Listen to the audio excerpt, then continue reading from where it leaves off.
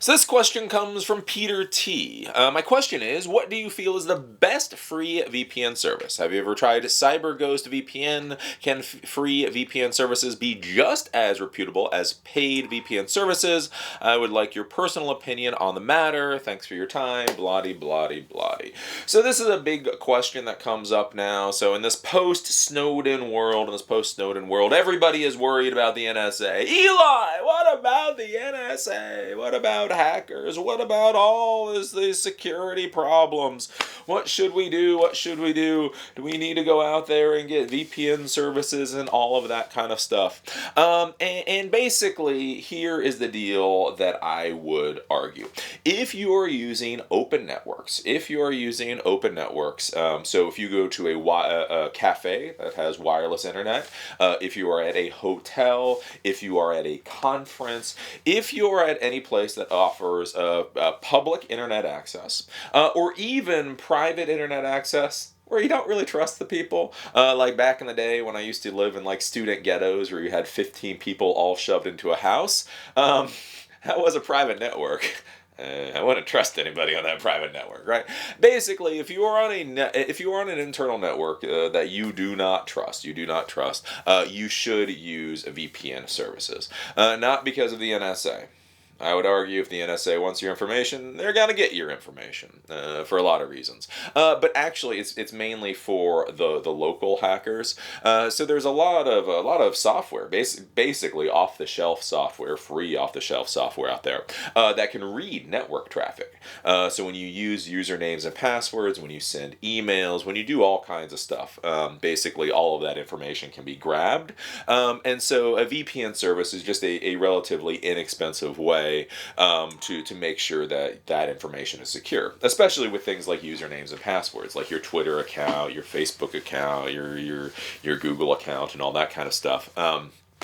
Just simply using a VPN service when you're on an open network makes life better. Well, what about HTTPS?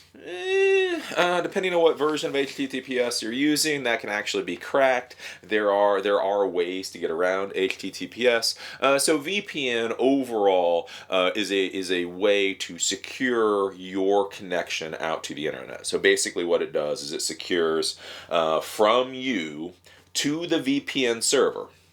Right, and then from the VPN server, it goes out onto the internet and can access data. So that's a big thing to understand with VPN traffic. And this is important to understand, though. This is important to understand. This goes into that whole free VPN versus paid VPN and all that kind of stuff. Is that a VPN secures from your client computer to the server. What does it not do? So it secures that, right? So as you go through the internet cafe, as you go through the internet all the way up to that server, it secures that. What does it not secure? And that's anytime you're looking at security, that's one of the things you have to look at. It's not just what it does secure, but you always have to look at what it doesn't secure. So what it doesn't secure then is client to server. It doesn't secure the server itself. It doesn't secure the internal network that server is on, and it doesn't secure the connection from the server out to the internet.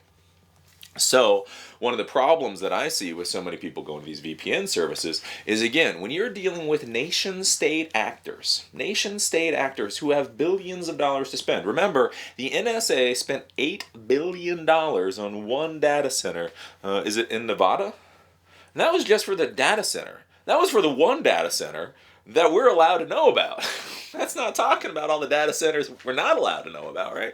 And so the issue that you run into is with a lot of these intelligence services, wherever you may be, is that they can compromise that VPN server. They can compromise the internal network that VPN server is on, and they can compromise the connection between that VPN server and out to the internet. And so this is an important thing to think about because, again, a lot of the people on YouTube don't realize that different countries play by different rules. And you have a lot of snotty, whiny piece of crap little 14-year-old American trolls out there that don't realize that in a lot of the rest of the world, screwing around with security and being anonymous and all that kind of stuff can get you into trouble really quickly, especially if it doesn't work. If you look at certain countries, I will leave the countries out because I don't want to get into a flame war over certain countries.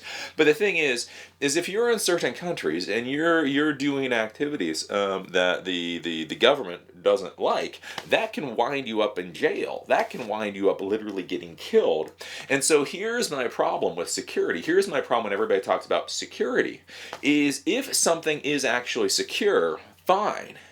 But the worst thing in the world you can do, right? Because I talk about, I used to do emergency services stuff and paramilitary stuff and all that kind of stuff. Here's the thing.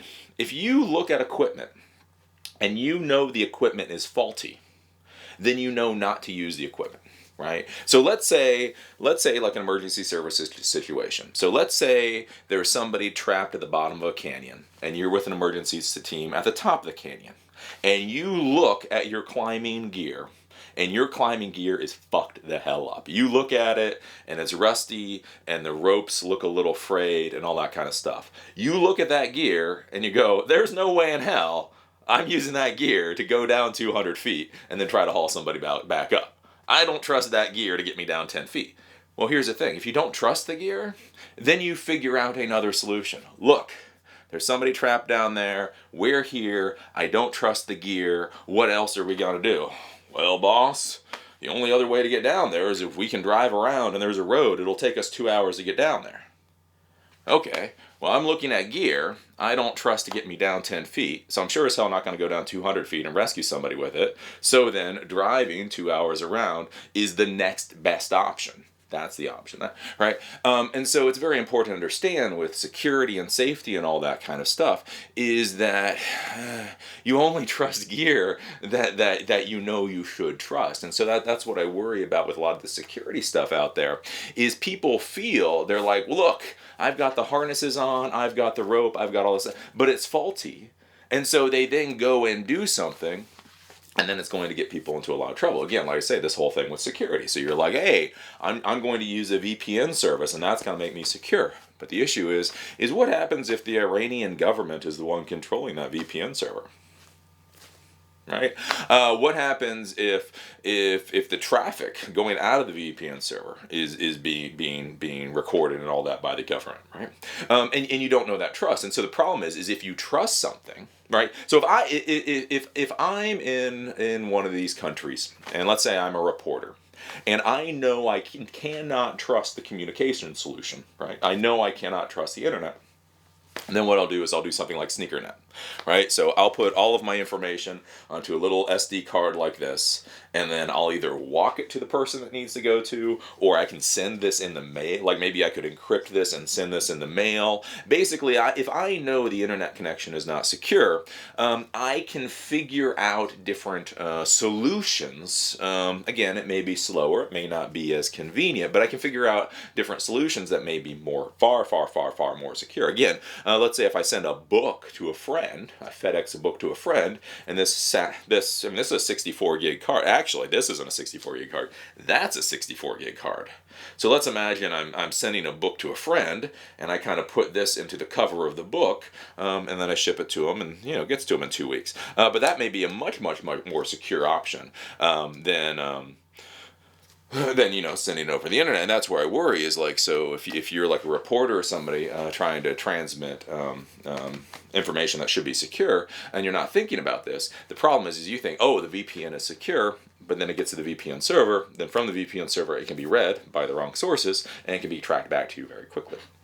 So that's something to be thinking about with all these VPN services. So I would argue VPN services fundamentally are secure from you to the server, past the server, who the hell knows, and therefore, they're good for internet cafes or any of these public networks. Now the question then becomes is, okay, well, that's nice, great, you've talked about VPN services before, but Eli, fuck, that's not what I'm talking about. You just sat there for like, how many minutes? I sat there for like 8 minutes talking about crap you didn't care about, Eli. Eli, that is not what I am asking. I'm asking about free VPN service. I know all this crap. I'm setting up the story, my guys, my friends. I'm setting up the story. Okay, so if we know that VPN service only secures you from the client to the server, well, then the question becomes, with this whole idea of free services versus paid services. Now, here's the thing. In the business world, right? Basically, you're either the customer or you're the product. That's how it goes. I don't give a crap what business you're in. Whenever you have somebody come to you, whenever you have a user of your service, the user of the service is either the customer, as in they're paying money, or they are the product, as in somebody else is paying to get something from those people. And so what I would be concerned about, my personal opinion, and why I would generally stay the hell away from free VPN services, is my question is, who is paying for that service? Now, it may be something as simple as, marketing people or whatever, simply tracking where you go. I mean, think about that. That's really nice, right? If somebody offers a free VPN service and then they track all the different websites and they track all the different analytics, that's a relatively valuable thing, right? They can sell that to different companies, and so companies know things like traffic patterns. Well, again, you start thinking about it, you're like, well, wait a minute. Isn't the whole point of VPN service is that it's anonymous, right? And then the more nefarious thing that I would say, and again, what I would do, again, I know a lot of you guys are like, oh, anti-NSA. Again, I'm not anti-NSA. I'll take the flack for it. I'm not anti-NSA. But I can tell you what, you stupid little whiny sons of bitches out there, let me tell you what. If I was in charge of the fucking NSA and I had billions upon billions upon billions of dollars to spend, you are damn motherfucking right. I would drop $10 million to create one of the best free VPN services the world has ever fucking seen. Right? What the fuck is wrong with people that they don't grasp this concept? If I was in charge of the NSA, I would create free VPN services. If I was part of the Russian intelligence service, I would create free VPN services. If I was part of the Chinese intelligence service, I would create free VPN services, because isn't that such a great, phenomenal idea? All these people are so worried about security. And so people that are worried about security, well, if you're thinking about it from like a national security standpoint, you're like, we probably should keep an eye on these people. But the question is how do you keep an eye on the people worried about security when you've got 300 million people or 1 billion people? Well, wait a minute. If they're all worried about security, what we can do is we can create a free VPN service. So they're worried about security, but they're cheap. So then all those people that are worried about security will then start to use that service, and then we can simply log every motherfucking thing that they do. I'm just saying that's what I would do. I mean, like this is a no-brainer. This is an absolute no-brainer. What I would do is if I was one of these intelligence services, I would spend like $10 million, create fucking a blazing fast VPN server. I mean, again, more. I'd spend up to $100 million, depending on what their budgets is. But anyway, blazing VPN server. And then what I would do, because you know, you can't trust. Everybody's gonna start talking. Hey, have you seen this free VPN server? Yeah, it's really fast. It's really great.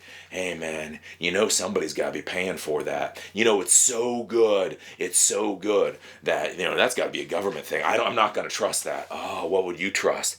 Well, I tell you what. I found this little underground VPN service. It's not nearly as fast as that one, but I know it's real.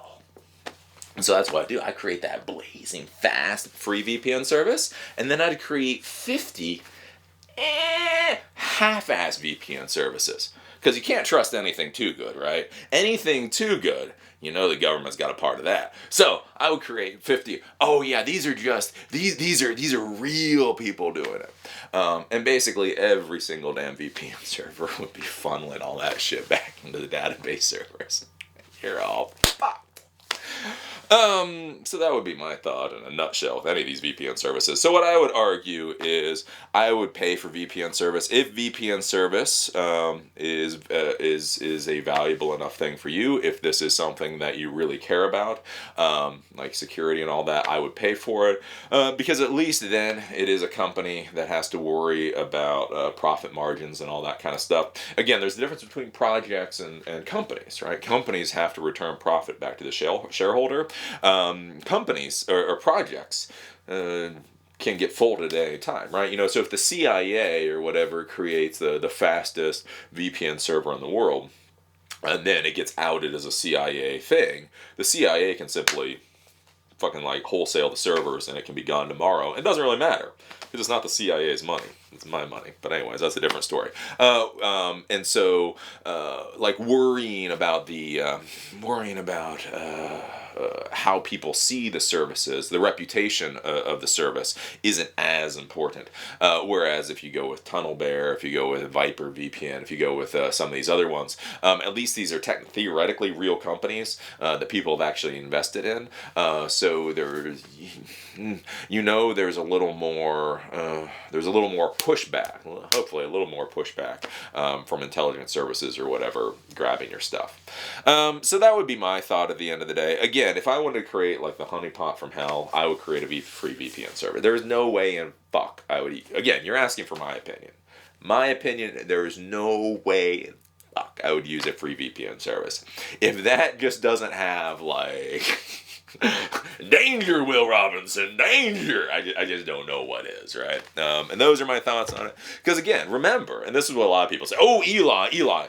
But they say they don't keep any logs. Eli, you're full of crap because right on their fact page they say they're not keeping any logs. And that's when I realize how bad the modern education system is. Because it's like, dude, I can't fucking say anything in the world. I can say I'm Bill Gates. Doesn't mean I'm fucking Bill Gates. You know what I'm saying?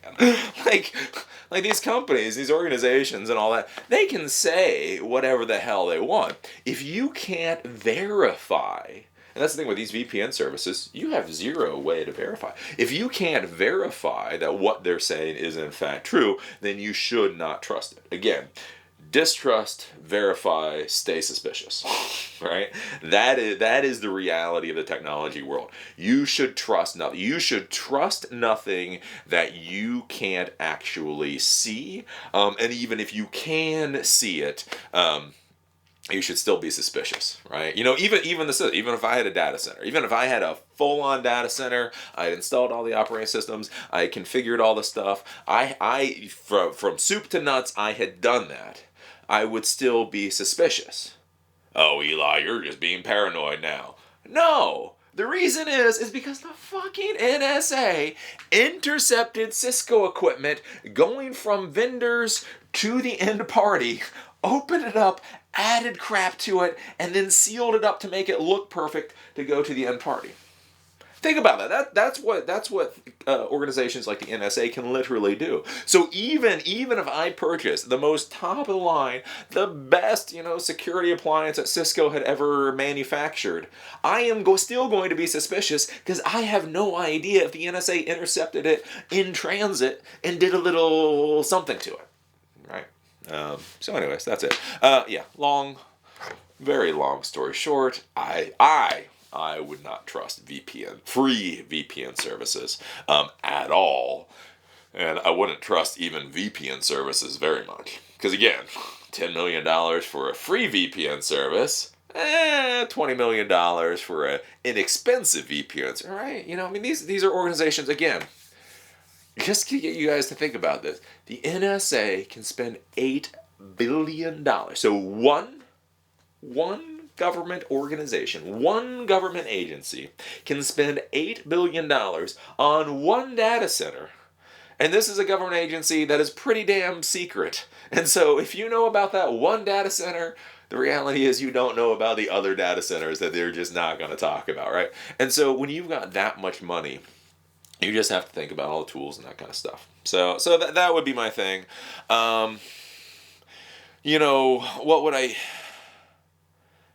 Yeah, I wouldn't use free VPN. I just want to, Eli the computer, I would not, I don't, there may be, specific use cases or something, I might use a free VPN. I think just stay away from free VPN. It's $5 a month. $5 a month, I use like TunnelBear, I like TunnelBear, there's a lot of different options out there. Just pay the $5 a month. I think, again, at the end of the day, you're either the customer or you're the product. And when you're dealing with security and all that kind of stuff, I'd rather be the customer.